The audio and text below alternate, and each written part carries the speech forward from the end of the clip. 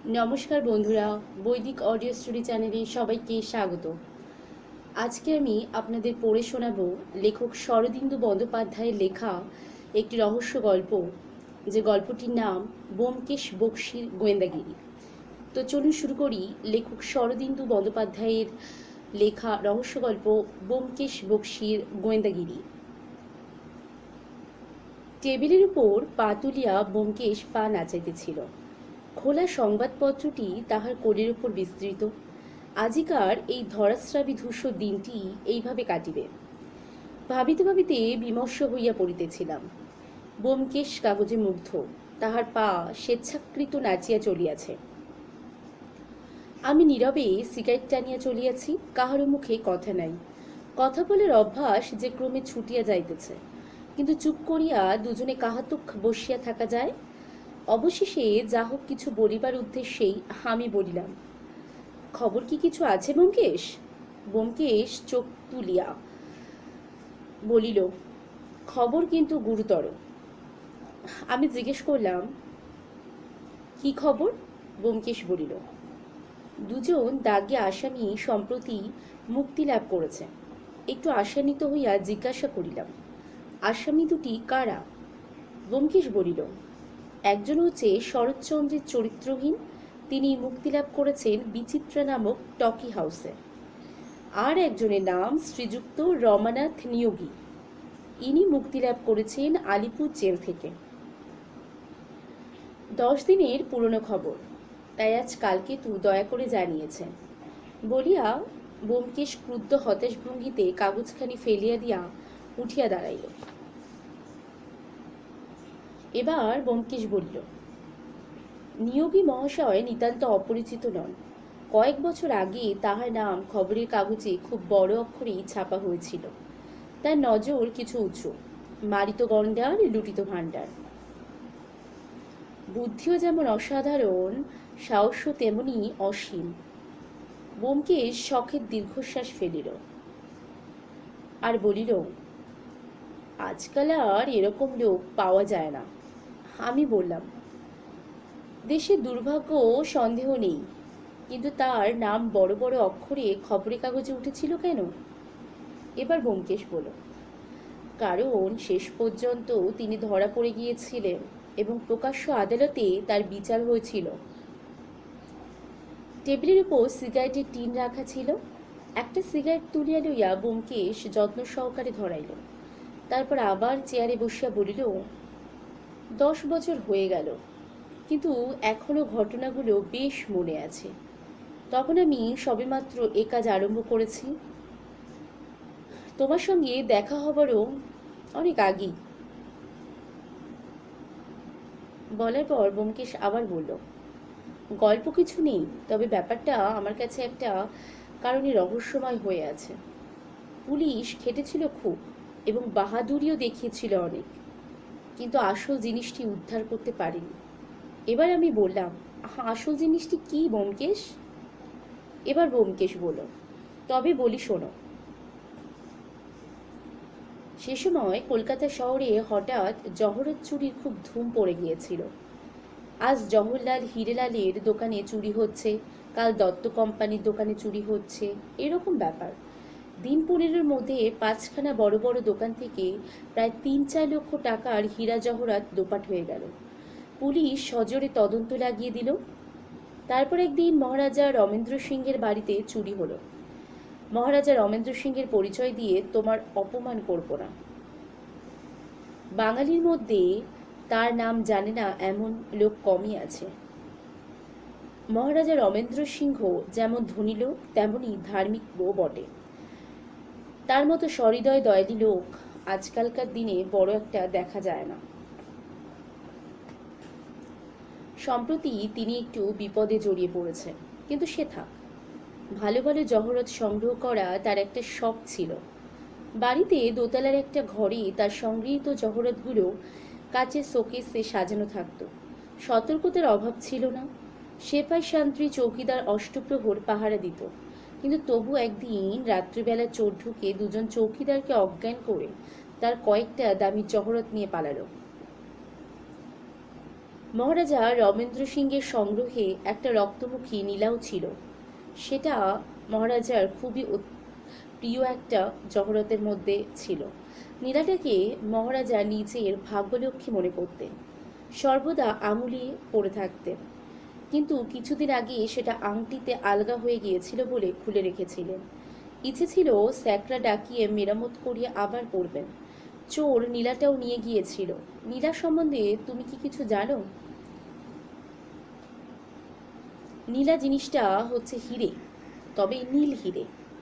অন্যান্য হীরের মতো কিন্তু কেবল ওজনের ওপরই দাম হয় না। অধিকাংশ সময়, অন্তত আমাদের দেশে, নীলার দাম ধার্য হয় এর দৈব শক্তির উপর। নীলা হচ্ছে শনি গ্রহের পাথর। এমন অনেক শোনা গেছে যে পয়মন্ত নীলা ধারণ করে কেউ কোটিপতি হয়ে গেছে, আবার কেউ বা রাজা থেকে ফকিরও হয়ে গেছে। নীলার প্রভাব কখনো শুভ, কখনো ঘোর অশুভ। 5 রতি ওজনের একটা নীলার জন্য আমি একজন মারোয়ারিকে 11,000 পর্যন্ত টাকা দিতে দেখেছি। আমি কুসংস্কারাচ্ছন্ন গোড়া হিন্দু নই, ভূত প্রেত মারণ উচ্চাটন বিশ্বাস করি না, কিন্তু রক্তমুখী নীলার অলৌকিক শক্তির ওপর আমার অটল বিশ্বাস। সে যাক, যা বলছিল। মহারাজা রবীন্দ্র সিংহের নীলা চুরি যাওয়াতে তিনি মহা হইচই বাঁধিয়ে দিলেন। তার প্রায় 25,000 টাকার মণিমুক্ত চুরি গিয়েছিল, কিন্তু তার কাছে নীলাটা যাওয়াই সবচেয়ে মর্মান্তিক ছিল। তিনি ঘোষণা করে দিলেন যে চোর ধরা পড়ুক আর নাই পড়ুক, তার নীলা যে ফিরিয়ে এনে দিতে পারবে তাকে তিনি 2,000 টাকা পুরস্কার দেবেন। পুলিশ তো যথাসাধ্য চেষ্টা করেছিল, এখন আরও উঠে পড়ে লেগে গেল। পুলিশের সবচেয়ে বড় গোয়েন্দা নির্মলবাবু তদন্তের ভার গ্রহণ করলেন। নির্মলবাবুর নাম বোধ হয় তুমি শোনোনি। সত্যি তিনি খুবই বিচক্ষণ একজন লোক। তার সঙ্গে আমার সামান্য পরিচয় ছিল। এখন তিনি রিটায়ার করেছেন। যা হোক, নির্মলবাবু তদন্ত হাতে নেবার 7 দিনের মধ্যেই চোর ধরা পড়ল। চোর আর কেউ নয়, সেই রমানাথ নিয়োগী, যে খালাসর কথাটা তোমাকে আমি একটু আগে বলছিলাম। তার বাড়ি খানাতল্লাশ করে সমস্ত চোরাই মাল বেরোল, কেবল সেই রক্তমুখী নীলাটা পাওয়া গেল না। তারপর যথাসময়ে বিচার শেষ হয়ে রমানাথ 12 বছরের জন্য জেলে গেল, কিন্তু নীলাটা পাওয়া গেল না। রমানাথ কোনো স্বীকারোক্তি করল না, শেষ পর্যন্ত মুখ টিপে রইল। ওদিকে মহারাজ রমেন্দ্র সিং পুলিশের পেছনে লেগে রইলেন। পুরস্কারের লোভে পুলিশও অনুসন্ধান চালিয়ে চলল। রমানাথ জেলে যাবার মাস 3 পরে নির্মলবাবু খবর পেলেন যে নীলাটা রমানাথের কাছেই আছে। কয়েকজন কয়েদি নাকি দেখেছে। জেলে পুলিশের গুপ্তচর কয়েদি ছদ্মবেশে থাকতো, তা জানো? তারাই খবরটা দিয়েছে। খবর পেয়ে নির্মলবাবু হঠাৎ একদিন রমানাথের সেলে গিয়ে খানাতল্লাশ করলেন, কিন্তু কিছুই পাওয়া গেল না। রমানাথ তখন আলিপুর জেলে ছিল। কোথায় যে নীলাটা সরিয়ে ফেলল কেউ খুঁজে বার করতেও পারল না। সেই থেকে নীলাটা একেবারে লোপাট হয়ে গেছে। পুলিশ অনেক চেষ্টা করেছিল, কিন্তু শেষ পর্যন্ত হতাশ হয়ে হাল ছেড়ে দিয়েছে। এবার ব্যোমকেশ কিছুক্ষণ চুপ করিয়া রহিল। তারপর কতকটা যেন নিজের মনেই বলিল, মন্দ প্রবলেম নয়। এলাচের মতো একটা নীল রঙের পাথর একজন জেলের কয়েদি সেটা কোথায় লুকিয়ে রাখলো? কেসটা যদি আমার হাতে আসতো, চেষ্টা করে দেখত। 2,000 টাকা পুরস্কারও ছিল এতে। ব্যোমকেশের অর্ধস্বগতোক্তি ব্যাহত করিয়া শিরের ওপর পদশব্দ শোনা গেল। আমি সোজা হয়ে উঠিয়া বসিয়া বললাম, লোক আসছে ব্যোমকেশ, বোধ হয় মক্কেল আসছে তোমার। ব্যোমকেশ কান পাতিয়া শুনিয়া বলিল, বুড়ো লোক, দামি জুতো, এই বর্ষাতেও মচমচ করছে না, সম্ভবত মোটর গাড়িতে ঘুরে বেড়ান, সুতরাং বড় ধরনের মানুষ। হঠাৎ উত্তেজিত স্বরে বলিয়া উঠিল, অজিত, তাও কি সম্ভব? জানলা দিয়া গলা বাড়িয়ে দেখো তো, প্রকাণ্ড একখানা রোলস রয়েস সামনের দাঁড়িয়ে আছে কিনা। আমি বললাম, আছে। এবার ব্যোমকেশ বলল, ঠিক ধরেছি তাহলে। কি আশ্চর্য যোগাযোগ অজিত! যার কথা হচ্ছিল সেই মহারাজা রমেন্দ্র সিং আসছেন আমার কাছে। কেন আসছেন জানো অজিত? আমি সোৎসাহে বলিলাম, জানি, খবরের কাগজে পড়েছি তার সেক্রেটারি হরিপদ রক্ষিত সম্প্রতি খুন হয়েছে। সেই বিষয়ে হয়তো দ্বারে টোকা পড়ল। দ্বার খুলিয়া ব্যোমকেশ আসুন মহারাজ বলিয়া যে লোকটিকে সসম্ভ্রমে আহ্বান করিল, সাময়িক কাগজপত্রে তাহার অনেক ছবি দেখিয়া থাকিলেও আসল মানুষটিকেই প্রথম চাক্ষুষ করিলাম আমি। সঙ্গে লোক লস্কর নাই, অত্যন্ত সাদাসিধা ধরনের মানুষ, ঈষৎ রুগ্ন ক্ষীণ চেহারা, পায়ের একটু দোষ থাকাতে একটু খোঁড়াইয়া চলে। বয়স বোধ করি 60 পার হইয়া গিয়াছে, কিন্তু বার্ধক্যের লোলচর্ম তাহার মুখখানিকে কুৎসিত করতে পারে নাই, বরং একটি স্নিগ্ধ প্রসন্নতা মুখের জরাজনিত বিকারকে মহিমান্বিত করিয়া তুলিয়াছে। মহারাজ একটু হাসিয়া ব্যোমকেশের মুখের পানে চাহিলেন। তাহার দৃষ্টিতে ঈষৎ বিস্ময় প্রকাশ পাইল। বলিলেন, আপনার ভাব দেখে মনে হচ্ছে ব্যোমকেশ বাবু আপনি আমার প্রতীক্ষায় করছিলেন। আমি আসবো সেটা কি আগে থেকে অনুমান করতে পেরেছিলেন নাকি? এবার ব্যোমকেশও হাসল। এত বড় সৌভাগ্য আমি কল্পনা করিতে পারিনি, কিন্তু আপনার সেক্রেটারির মৃত্যুর কোনো কিনারাই যখন পুলিশ করতে পারিল না, তখন আশা হয়েছিল হয়তো মহারাজা স্মরণ করবেন। কিন্তু আসুন, আগে বসুন, একথা ব্যোমকেশ বলল। মহারাজা চেয়ারে উপবেশন করিয়া ধীরে ধীরে বলিলেন, হ্যাঁ, আজ 5 দিন হয়ে গেল, পুলিশ তো কিছু করতেই পারল না, তাই ভাবলুম দেখি যদি আপনি কিছু করিতে পারেন। হরিপদের উপর আমার একটা মায়া জন্মে গিয়েছিল, তাছাড়া তার মৃত্যুর ধরনটাও এমন ভয়ঙ্কর। একথা বলে মহারাজা একটু থামলেন, তারপর আবার বলে, অবশ্য সে সাধু লোকও ছিল না, কিন্তু আপনারা তো জানেন ওই রকম লোককে সৎপথে আনবার চেষ্টা করা আমার একটা খেয়াল। আর সব দিক থেকে গেলে হরিপদ নেহাত মন্দ লোকও ছিল না, কাজকর্ম খুবই ভালো করত, আর কৃতজ্ঞতাও যে তার অন্তরে ছিল সে প্রমাণও আমি অনেকবার পেয়েছি। এবার ব্যোমকেশ বলিল, মাপ করবেন, হরিপদ সাধুলোক ছিলেন না এ খবর তো জানতুম না। তিনি কি কোনো দুষ্কর্ম করেছিলেন? এবার মহারাজা বলিলেন, সাধারণে যাকে দাগে আসামি বলে সে ছিল তাই, অনেকবার জেল খেটেছিল। শেষবার জেল থেকে বেরিয়ে যখন আমার কাছে। ব্যোমকেশ এবার বলিল, দয়া করে সব কথা বলুন। খবরের কাগজে বিবরণ পড়েছি বটে, কিন্তু তা এত অসম্পূর্ণ যে কিছুই ধারণা করা যায় না। আপনি মনে করুন আমরা কিছুই জানি না। সব কথা আপনার মুখে স্পষ্টভাবে শুনলে ব্যাপারটা বুঝবার সুবিধা হবে আমার। এবার মহারাজা বলিলেন, বেশ, তাই বলছি। তারপর গলাটা ঝাড়িয়া লইয়া আস্তে আস্তে বলিতে আরম্ভ করিলেন, আন্দাজ মাস 6 কথা হবে। ফাল্গুন মাসের মাঝামাঝি হরিপদ প্রথম আমার সঙ্গে দেখা করতে এলো। আগের দিন জেল থেকে বেরিয়েছে, আমার কাছে কোনো কথাই গোপন করল না। বলল আমি যদি তাকে সৎপথে চলবার একটা সুযোগ দিই তাহলে সে আর বিপথে যাবে না। তাকে দেখে তার কথা শুনে দয়া হলো। বয়স বেশি নয়, 40-এর নিচেই, কিন্তু এরই মধ্যে বারচারিক জেল খেটেছে। শেষবারে চুরি, জালিয়াতি, নাম ভারিয়ে পরের দস্তখতে টাকা নেওয়া ইত্যাদি কয়েকটা গুরুতর অপরাধে লম্বা মেয়াদ খেটেছে। দেখলুম অনুতাপ হয়েছে। জিজ্ঞাসা করলুম, কি কাজ করতে পারো? বলল, লেখাপড়া বেশি শেখবার অবকাশ পায়নি, 19 বছর থেকেই ক্রমাগত জেল খাটছে। তবু নিজের চেষ্টায় শর্ট হ্যান্ড টাইপিং শিখেছে। যদি দয়া করে আমি নিজের কাছে ওকে রাখি তাহলে ও প্রাণ দিয়ে আমার কাজ করবে। হরিপদকে প্রথম দেখেই তার উপর আমার একটা মায়া জন্মেছিল, কি জানি কেন। ওই জাতীয় লোকের আবেদন আমি অবহেলা করতে পারি না। তাই যদিও আমার শর্ট হ্যান্ড টাইপিস্টের দরকার ছিল না, তবু 50 টাকা মাইনে দিয়ে তাকে নিজের কাছে রাখলো। তার আত্মীয় স্বজন কেউই ছিল না, কাজেই একখানা ছোট বাসা ভাড়া করে সে থাকতে লাগলো।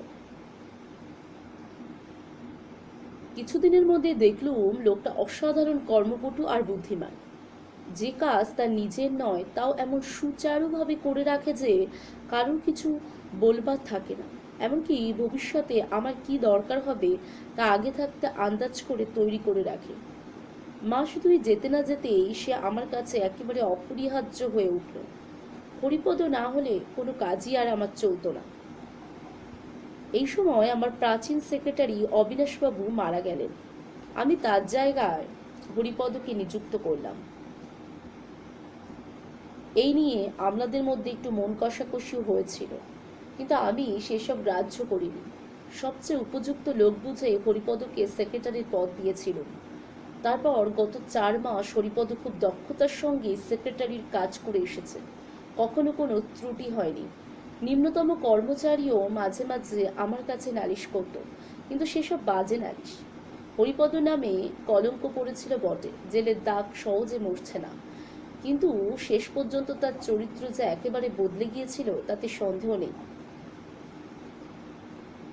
সে যাই হোক, হঠাৎ গত মঙ্গলবারে যে ব্যাপারটা ঘটল তা একেবারে অভাবনীয়।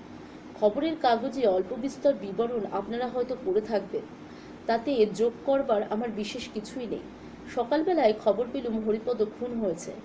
পুলিশে খবর পাঠিয়ে নিজে গেলুম তার বাসায়। দেখলুম শোবার ঘরের মেঝে সে মরে পড়ে আছে, রক্তে চারিদিক ভেসে যাচ্ছে। হত্যাকারী তার গলাটা এমন ভয়ঙ্করভাবে কেটেছে যে ভাবতেও আতঙ্ক হয়। গলার নলি কেটে চিরে একেবারে ছিন্ন ভিন্ন করে দিয়েছে, কিন্তু এমন পাশবিক নৃশংসতা কখনো দেখেছেন বলে বোধ হয় না। এই পর্যন্ত বলিয়া মহারাজা যেন সেই ভয়ঙ্কর দৃশ্যটা পুনরায় প্রত্যক্ষ করিয়া শিহরিয়া চক্ষু মুদিলেন। ব্যোমকেশেরা জিজ্ঞাসা করিল, তার দেহে আর কোথাও আঘাত ছিল না? মহারাজা এবার বলিলেন, ছিল, তার বুকে ছুরির একটা আঘাত ছিল। ডাক্তার বললেন ওই আঘাতই মৃত্যুর কারণ। গলার আঘাতগুলো তার পরের, অর্থাৎ হত্যাকারী প্রথমে তার বুকে ছুরি মেরে মর্মান্তিক আহত করে, তারপর তার গলা ওইভাবে ছিন্ন ভিন্ন করেছে। কি ভয়ঙ্কর নিষ্ঠুরতা ভাবুন তো। আমি শুধু ভাবি কি উন্মত্ত আক্রোশের বশে মানুষ তার মনুষ্যত্ব বিসর্জন দিয়ে এমন হিংস্র জন্তুতে পরিণত হয়। কিছুক্ষণ আর কোনো কথা হইল না। মহারাজা বোধ করি মনুষ্য নামক অদ্ভুত জীবের অমানসিক দুষ্কৃতি করিবার অফুরন্ত শক্তির কথায় ভাবিতে লাগিলেন। ব্যোমকেশ ঘাড় হেট করিয়া চিন্তামগ্ন হইয়া থাকিল। সহসা ব্যোমকেশের অর্ধমুদিত চোখের দিকে আমার নজর পড়িল। সঙ্গে সঙ্গে আমিও উত্তেজিত হইয়া উঠিলাম। সেই দৃষ্টি, বহুবার দেখেছি আমি সেই দৃষ্টি, ভুল হইবার নয় আমার। ব্যোমকেশ কোথায় একটি সূত্র পাইয়াছেন। মহারাজা অবশেষে মৌনভঙ্গ করিয়া বলিলেন, আমি যা জানি আপনাকে বললুম। এখন আমার ইচ্ছে পুলিশ যা পারে করুক, সেই সঙ্গে আপনিও আমার পক্ষ থেকে একটু চেষ্টা করুন। এত বড় নৃশংস হত্যাকারী যদি ধরা না পড়ে তাহলে সমাজের পক্ষে বিশেষ আশঙ্কার কথা। আপনার কিছু আপত্তি নেই তো ব্যোমকেশ বাবু? ব্যোমকেশ বলিল, কিছু না, পুলিশের সঙ্গে আমার ঝগড়া নেই, বরঞ্চ বিশেষ প্রণয় আছে। আপত্তি কিসের? আচ্ছা, হরিপদ শেষবার ক বছর জেল খেটেছিল আপনি কি জানেন? মহারাজা এবার বলিলেন, হরিপদর মুখে শুনেছিলুম আইনে কয়েক ধারা মিলিয়ে তার 14 বছর জেল হয়েছিল, কিন্তু জেলে শান্তশিষ্টভাবে থাকলে কিছু সাজা মাফ হয়, তাই তাকে 11 বছরের বেশি খাটতে হয়নি জেল। ব্যোমকেশ এবার প্রফুল্ল স্বরে বলিল, বেশ চমৎকার। হরিপদের সম্বন্ধে আপনি আর কিছু কি আমাকে বলতে পারেন? মহারাজা বলিলেন, আপনি ঠিক কোন ধরনের কথা জানতে চান বলুন, দেখি যদি কিছু করতে পারি। ব্যোমকেশ এবার বলিল, মৃত্যু 2-4 দিন আগে তার আচার ব্যবহারে এমন কিছু কি লক্ষ্য করেছিলেন যা ঠিক স্বাভাবিক নয়? মহারাজা বলিলেন, হ্যাঁ, লক্ষ্য করেছিল। মৃত্যুর 2-4 দিন আগে একদিন সকালবেলা হরিপদ আমার সাথে বসে কাজ করতে করতে হঠাৎ অসুস্থ হয়ে পড়ে। তার ভাব দেখে আমার মনে হয়েছিল যে কোনো কারণে সে ভারী ভয় পেয়েছে। সে সময় আর কেউ আমার কাছে ছিল না। এরপর এরপর মহারাজা একটু ভাবিয়া বললেন, সে সময় আমার মনে পড়েছে কতগুলো ভিক্ষার্থীর আবেদন আমি দেখেছিলাম। যতদূর মনে পড়ে একজন ভিক্ষার্থী তখন সেখানে উপস্থিত ছিল। তার সামনেই হরিপদ অসুস্থ হয়ে পড়ে। হ্যাঁ, একটু নীরব থাকিয়া ব্যোমকেশ এবার বলল, যাক, আর কিছু? আচ্ছা, অন্য সময়ের কোনো বিশেষ ঘটনা কি আপনি স্মরণ করতে পারেন? একথা ব্যোমকেশ বলল। এরপর মহারাজা বললেন, একটা সামান্য কথা আমার মনে পড়েছে, নিতান্তই অবান্তর ঘটনা, তবু বলছি, আপনার যদি সাহায্য হয়। আপনি বোধহয় জানেন না, কয়েক বছর আগে আমার বাড়ি থেকে একটা দামি নীলা চুরি যায়। এবার ব্যোমকেশ বলল, জানি বই কি। জানেন? তাহলে এও নিশ্চয়ই জানেন যে ওই নীলাটা ফিরে পাবার জন্য আমি 2000 টাকা পুরস্কার ঘোষণা করেছিলাম। ব্যোমকেশ এবার বলল, তাও জানি, তবে ঘোষণা এখনো আপনার বলবৎ আছে কিনা এটা কিন্তু আমি জানি না। একথা ব্যোমকেশ বলল। এবার মহারাজা বললেন, ঠিক ওই প্রশ্নই হরিপদ করেছিল। তখন সে আমার টাইপিস্ট হিসাবে সবেমাত্র কাজে ঢুকেছে। একদিন হঠাৎ জিজ্ঞাসা করলে, মহারাজা, আপনার যে নীলাটা চুরি গিয়েছিল, এখন যদি আমি আপনাকে সেটা ফেরত দিই আর আপনি যদি সেটা ফিরে পান, তাহলে 2000 টাকা পুরস্কার দেবেন? তার প্রশ্নে আমি কিছু অবাক হয়েছিলাম, কারণ এতদিন পরে নীলা ফিরে পাবার আর কোনো আশাই আমার ছিল না। পুলিশ আগে হাল ছেড়ে দিয়েছিল। এরপর ব্যোমকেশ বলল, আচ্ছা, আপনি হরিপদের প্রশ্নে ঠিক কি উত্তর দিয়েছিলেন? এবার মহারাজা বললেন, বলেছিলুম যদি নীলা ফিরে পাই নিশ্চয়ই দেব। ব্যোমকেশ তড়াক করিয়া উঠিয়া বলিল, আচ্ছা মহারাজা, আমি যদি আজ ওই প্রশ্নই আপনাকে করি, তাহলে কি উত্তর দেবেন আপনি? মহারাজা কিছুক্ষণ অবাক হইয়া তাকিয়ে থাকিয়া বলিলেন, হ্যাঁ নিশ্চয়ই। ব্যোমকেশ আবার বসিয়া পড়িয়া বলিল, আপনি হরিপদর হত্যাকারীর নাম জানতে চান? মহারাজার হতবুদ্ধি ভাব আরো বর্ধিত হইল। তিনি বলিলেন, আমি তো কিছুই বুঝতে পারছি না। আপনি হরিপদর হত্যাকারী নাম জানেন নাকি? ব্যোমকেশ এবার বলল, জানি, তবে তার বিরুদ্ধে প্রমাণ সংগ্রহ করা আমার কাজ নয়, সে কাজ পুলিশ করুন। আমি শুধু তার নাম বলে দেব, তারপর তার বাড়ি তল্লাশ করে প্রমাণ করা বোধহয় শক্ত হবে না। অভিভূত কণ্ঠে মহারাজ বলিলেন, কিন্তু এ যে ভেলকিবাজির মতো মনে হচ্ছে, সত্যি আপনি তার নাম জানেন? আচ্ছা, কি করে জানলেন? এবার ব্যোমকেশ বলল, আপাতত অনুমান করছি, তবে অনুমান মিথ্যা হবে না। এবং আমার অনুমান সেই হত্যাকারীর নাম হচ্ছে রমানাথ নিয়োগী। রমানাথ নিয়োগী? কিন্তু নামটা যেন পরিচিত মনে হচ্ছে। একথা মহারাজা বললেন। এবার ব্যোমকেশ বললেন, হবারই তো কথা, বছর 10 আগে ইনি আপনার নীলা চুরি করে জেলে গিয়েছিলেন। সম্প্রতি জেল থেকে বেরিয়েছেন। মনে পড়েছে কিছু? এবার মহারাজা বললেন, কিন্তু হরিপদকে খুন করবে কেন? হরিপদর সঙ্গে তার কি সম্বন্ধ? ব্যোমকেশ এবার বলিল, সম্বন্ধ আছে, পুরনো কয়েকটা নথি কাটলেই সেটা বেরোবে, আর হয়তো নীলাটাও ফিরে পেতে পারেন। আমি ইতিমধ্যে সব ব্যবস্থা করে রাখব। হতভম্ব মহারাজাকে বিদায় দিয়ে ব্যোমকেশ নিজেও বাহির হইবার জন্য প্রস্তুত হইতে লাগিল। আমি এবার জিজ্ঞাসা করলাম, এত বেলায় তুমি আবার কোথায় চললে?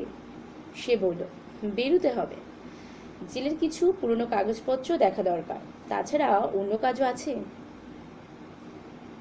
কার্যটা হচ্ছে প্রথমত রমানাথ নিয়োগীর ঠিকানাটা বার করা, এবং দ্বিতীয়ত তাকে গ্রেপ্তার করে তার বাসা খানাতল্লাশ করা। কিন্তু খানাতল্লাশে বিশেষ ফল হলো না। অবশ্য রমানাথের ঘর থেকে একটা ভীষণাকৃতি ছোড়া বেরিয়েছে, তাতে মানুষের রক্ত পাওয়া যায় কিনা পরীক্ষার জন্য পাঠানো হয়েছে। কিন্তু যে জিনিস পাবো আশা করেছিলুম, তা পেলুম না। লোকটা লুকিয়ে রাখবার ক্ষমতা অসামান্য। কি জিনিস? ব্যোমকেশ এবার বলল, মহারাজা নীলাটা। মহারাজকে সমাদর করিয়া বসাইতে না বসাইতে আরো কয়েকজনের পদশব্দ শোনা গেল। পরক্ষণেই বিধুবাবু ও আরো দুইজন সাব ইন্সপেক্টরের সঙ্গে রমানাথ প্রবেশ করিল। রমানাথের চেহারায় এমন কোনো বিশেষত্ব নেই। ইনি যে একজন সাংঘাতিক ব্যক্তি সে সন্দেহ কাহারও মনে উদয় হয় না। ব্যোমকেশ অঙ্গুলি নির্দেশে তাহাকে দেখাইয়া বলিল, মহারাজা, লোকটিকে চিনতে পারেন কি? মহারাজ বলিলেন, হ্যাঁ, এখন চিনতে পারছি। এই লোকটা সেদিন ভিক্ষে চাইতে গিয়েছিল। এবার ব্যোমকেশ বলল, বেশ, এখন তাহলে আপনারা সকলে আসন গ্রহণ করুন। বিধুবাবু, মহারাজার সঙ্গে নিশ্চয় পরিচয় আছে আপনার? আসুন বিধুবাবু, আপনি মহারাজার পাশে বসুন। এবার রমানাথ, তুমি তুমি ঠিক এইখানেই বসো বলিয়া ব্যোমকেশ রমানাথকে টেবিলের ধারে একটি চেয়ার দেখিয়া দিল। রমানাথ বাক নিষ্পত্তি না করিয়া উপবেশন করিল। দুজন সাব ইন্সপেক্টর তাহার দুই পাশে বসিলেন। বিধুবাবু অভ্রবিধি গাম্ভীর্য অবলম্বন করিয়া কটমট করিয়া চারিদিকে তাকাইতে লাগিলেন। এই সম্পূর্ণ আইন বিহির্গত ব্যাপার ঘটিতে দিয়া তিনি যে ভিতরে অতিশয় অস্বস্তি বোধ করিতেছেন তাহা তাহার ভাবভঙ্গিতে প্রকাশ পাইতে লাগিল। সকলে উপবিষ্ট হইলে ব্যোমকেশ টেবিলের সম্মুখে বসিল। বলিল, আজ আমি আপনাদের কাছে একটা গল্প বলব। অজিতের গল্পের মতো কিন্তু আমার এই গল্প নয়, এবং কোনো কাল্পনিকতাও এর ভিতরে নেই। এটা একটা সত্যি ঘটনা। যতদূর সম্ভব নির্ভুলভাবেই বলবার চেষ্টা করব। যদি কোথাও ভুল হয় রমানাথ কিন্তু আমাকে সংশোধন করে দিতে পারবে। রমানাথ ছাড়া আর একজন এই কাহিনী জানত, কিন্তু সে আজ বেঁচে নেই। এইটুকু ভূমিকা করিয়া ব্যোমকেশ তাহার গল্প আরম্ভ করিল। রমানাথের মুখ নির্বিকার হইয়া রহিল। রমানাথ চুপচাপ শুনিতে লাগিল এবং চারিদিকে তাকাইতে লাগিল। এবার ব্যোমকেশ আরম্ভ করিল তাহার গল্প। রমানাথ জেলে যাবার পর থেকেই গল্পটা আমি আরম্ভ করছি। রমানাথ জেলে গেল, কিন্তু মহারাজা নীলাটা সে কাজ ছাড়া করল না, সঙ্গেই নিয়ে গেল। কি কৌশলে সকলের সতর্ক দৃষ্টি এড়িয়ে নিয়ে গেল তা আমি বলতে পারবো না, জানবার চেষ্টাও করিনি কোনোদিন। রমানাথ ইচ্ছে করলে বলতে পারে। পলকের জন্য রমানাথ ব্যোমকেশের মুখের দিকে চোখ তুলিয়াই আবার নিবিষ্ট মনে টেবিলে দাগ কাটতে লাগলো। ব্যোমকেশ বলতে লাগলো, রমানাথ অনেক ভালো ভালো দামি জহরত চুরি করেছিল, কিন্তু তার মধ্যে থেকে কেবল মহারাজের রক্তমুখী নীলাটাই যে কেন সঙ্গে রেখেছিল তা অনুমান করা দুষ্কর। সম্ভবত পাথরটার একটা সম্মোহনী শক্তি ছিল। জিনিসটা দেখতেও চমৎকার। গাঢ় নীল রঙের একটা হিরে, তার ভেতর থেকে রক্তের মতো লাল রং ফুটে বেরোচ্ছে। রমানাথ সেটাকে সঙ্গে নেবার লোভ সামলাতে পারেনি। পাথরটা খুব পয়মন্ত, একথা সম্ভবত রমানাথ শুনেছিল। দুর্নিয়তি যখন মানুষের সঙ্গ নেয় তখন মানুষ তাকে বন্ধু বলেই ভুল করে। যা হোক, রমানাথ আলিপুর জেলে রইল। কিছুদিন পরে পুলিশ জানতে পারল যে নীলাটা তার কাছেই আছে। যথাসময়ে রমানাথের সেল খানা তল্লাশ করা হলো। রমানাথের সেলে আর কজন কয়েদিও ছিল, তাদেরকেও চার্জ করা হলো, কিন্তু নীলা পাওয়া গেল না। কোথায় গেল নীলাটা? রমানাথের সেলে যে দ্বিতীয় কয়েদি ছিল তার নাম ছিল কিন্তু সেই হরিপদ রক্ষিত। হরিপদ পুরনো দাগি আসামি, ছেলেবেলা থেকে জেল খেটেছে। তার অনেক গুণ ছিল, যারা নিজেদের গলার মধ্যে পকেট তৈরি করে রাখে। ব্যাপারটা শুনতে খুবই আশ্চর্য, কিন্তু মিথ্যা নয়। কয়েদিরা টাকা কড়ি জেলে নিয়ে যেতে পারে না, অথচ তাদের মধ্যে বেশিরভাগই নেশাখোর। তাই ওয়ার্ডারদের ঘুষ দিয়ে বাইরে থেকে মাদকদ্রব্য আনাবার জন্য টাকার দরকার হয়।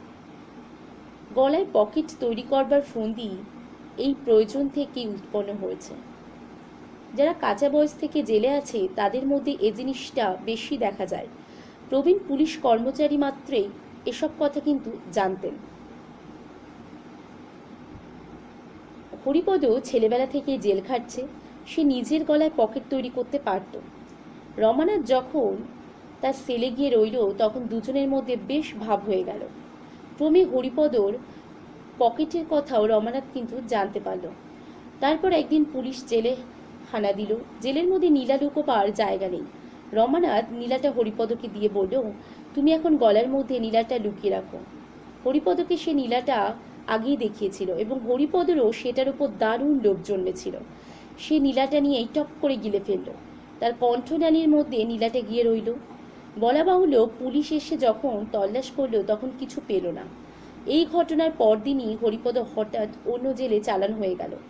জেলের রেকর্ডে তার উল্লেখ আছে। হরিপদর ভারী সুবিধা হলো। সে বিশ্বাসঘাতকতা করলে যাবার আগে নীলাটা রমানাথকে আর ফিরিয়ে দিলে না। রমানাথ কিছু বলতেও পারল না। চোরের মায়ের কান্না কেউ শুনতে পায় না। সে মন গুমড়ে রয়ে গেল। মনে মনে তখন থেকেই বোধ করি ভীষণ প্রতিহিংসার সংকল্প আটতে লাগলো। ব্যোমকেশ বলিয়া চলিল। তারপর একে একে 10টি বছর কেটে গেছে। 6 মাস আগে হরিপদ জেল থেকে মুক্তি পেল। মুক্তি পেয়ে মহারাজের কাছে এলো। তার ইচ্ছে ছিল মহারাজার সঙ্গে পরিচিত হয়ে ক্রমে নীলাটাকে তাকে ফেরত দেবে। বিনামূল্যে নয়, 2000 টাকা পুরস্কারের কথা সে আগেই জানত। এ নীলা অন্যত্র বিক্রি করতে গেলে ধরা পড়ে যেতে হবে, তাই সে চেষ্টা করেও করল না। কিন্তু প্রথম থেকেই মহারাজা তার প্রতি এমন সদয় ব্যবহার করলেন যে ভারী লজ্জায় পড়ে গেল সে। তবু সে একবার নীলার কথা মহারাজের কাছে তুলেছিল, কিন্তু শেষ পর্যন্ত নীলার বদলে মহারাজার কাছ থেকে টাকা আদায় করতে তার বিবেকে বেঁধে গেল। মহারাজার দয়ার গুণে হরিপদর মতো লোকের মনেও যে কৃতজ্ঞতার সঞ্চার হয়েছিল, এটা বড় কম কথা নয়। ক্রমে হরিপদর দিন ঘনিয়ে আসতে লাগলো। 10 দিন আগে রমানাথ জেল থেকে মুক্তি পেয়ে বেরুলো। হরিপদ কোথায় সে জানত, কিন্তু দৈবের খেলা এমন যে 4 দিন যেতে না যেতেই মহারাজার বাড়িতে রমানাথ তার দেখা পেয়ে গেল। রমানাথকে দেখার সঙ্গে সঙ্গেই হরিপদ অসুস্থ হয়ে পড়েছিল। হঠাৎ অসুস্থ হয়ে পড়বার আর কোনো কারণই কিন্তু হরিপদ ছিল না। যে প্রতিহিংসার আগুন 10 বছর ধরে রমানাথের বুকে ধিকি ধিকি জ্বলছিল তা একেবারে দুর্বার হয়ে উঠল। হরিপদর সন্ধান সে সহজেই বার করল। তারপর সেদিন রাত্রে গিয়ে এ পর্যন্ত ব্যোমকেশ সকলের দিকে ফিরিয়া গল্প বলিতেছিল, এখন বিদ্যুতের মতো রমানাথের দিকে ফিরিল। রমানাথ মন্ত্রমুগ্ধ সর্পের মতো নিষ্ফলক চোখে ব্যোমকেশের পানে তাকাইয়া ছিল। ব্যোমকেশ তাহার দিকে অঙ্গুলি নির্দেশ করিয়া চাপা তীব্রস্বরে বলিল, রমানাথ, সে রাতে হরিপদর গলা ছিঁড়ে তার কণ্ঠনালীর ভিতর থেকে তুমি নীলা বার করে নিয়েছিলে। সে নীলা এখন তুমি কোথায় রেখেছ? রমানাথ ব্যোমকেশের চক্ষু হইতে তার চক্ষু সরাইতে পারিল না। সে একবার জিহ্বা দ্বারা অধর লেহন করিল, একবার চেয়ার ছাড়িয়া উঠিয়া দাঁড়াইবার চেষ্টা করিল। তারপর যেন ব্যোমকেশের সম্মোহন দৃষ্টি নাকপাশ হইতে মুক্ত করিয়া লইয়া বিকৃত কণ্ঠে বলিয়া উঠিল, আমি জানি না, হরিপদকে আমি খুন করিনি। হরিপদ কার নাম আমি জানি না। নীলা আমার কাছে নেই। বলিয়া আরক্ত বিদ্রোহী চক্ষে চাহিয়া সে 2 হাত বুকের ওপর চাপিয়া ধরিল। ব্যোমকেশের কণ্ঠস্বরে একটা ভয়ঙ্কর দৈববাণীর সুর ঘনাইয়া আসিল।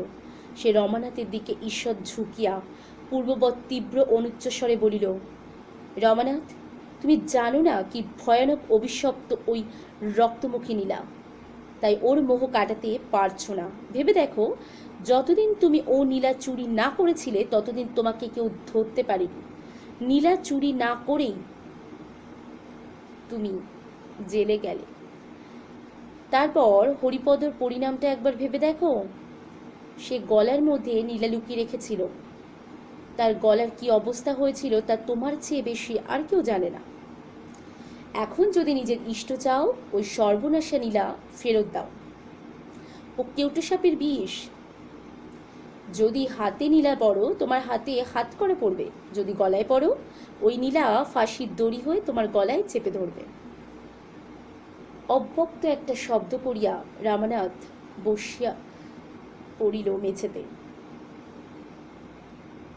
তাহার মনের ভিতর কিরূপ প্রবল আবেগের সৃষ্টি হইয়াছিল তা আমরাও সম্যক বুঝিতে পারি নাই। সে পাগলের মতো উপুর হইয়া কাঁদিতে লাগিল। তারপর নিজের কোটের চামড়ার বোতামটা সজোরে ছিঁড়িয়া দূরে ফেলিয়া দিয়া চিৎকার করিয়া উঠিল। ব্যোমকেশ কপাল হইতে ঘাম মুছিল। দেখিলাম তাহার হাত কাঁপিতেছে। ইচ্ছা শক্তির যুদ্ধে সে জয়ী হইয়াছে বটে, কিন্তু অবলীলাক্রমে নয়। রমানাথে নিক্ষিপ্ত বোতামটি ঘরের কোণে গিয়ে পড়িয়াছিল। সেটি তুলিয়া লইয়া তার খোলস ছড়াইতে ব্যোমকেশ বলিল, মহারাজ, এই নিন আপনার রক্তমুখী নীলা। আমার গল্প পাঠটি এখানেই সমাপ্ত হলো। যদি আমার গল্প পাঠটি আপনাদের ভালো লেগে থাকে তাহলে অনুরোধ করব আমার চ্যানেলটিকে